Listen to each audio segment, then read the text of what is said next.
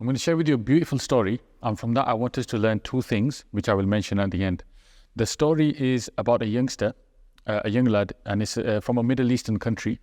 It was a local masjid, and in that area, this young lad was known as, what some people would refer to as a dosser, kind of just on the streets, and people had a negative attitude towards him.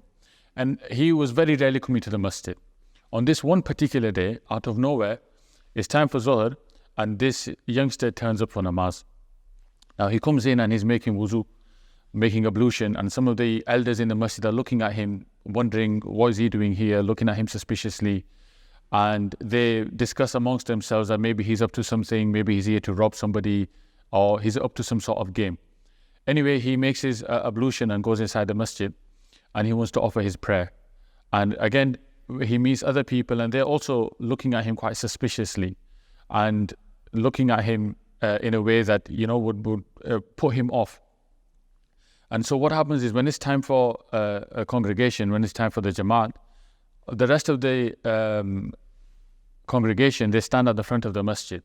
This individual, he's made to feel left out. So what he does is he starts reading his namaz towards the back of the masjid on his own.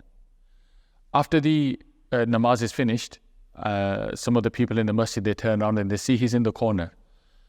And they see him in the state of sajda. He's in the state of frustration.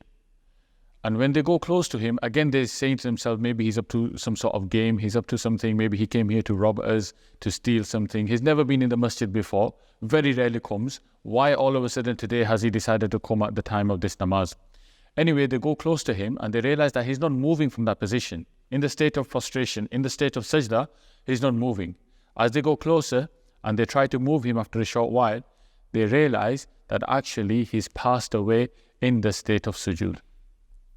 Now, can you imagine? We are told that in this dunya, in our life, in this world, the closest a person, one of the closest positions you can be in closeness to Allah is when you're in this state of sujood, when you're in the state of sajda.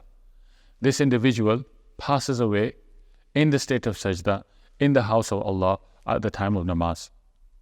Now, despite what all the other people thought of him, Allah had written that for him. And the two lessons that we must take from this story is, number one, never judge somebody. Who are we to judge somebody whether he is good, whether he's righteous, whether he's pious? Don't judge people just because of the way you know them or because of the way they look. And the second and very important lesson is that if we are attendees at our local masjid, if we are members of an organization, it's very, very important that we go out of our way to make these people feel welcome. Welcome these people into our local masjid so that our mosque is an open and welcoming and friendly environment.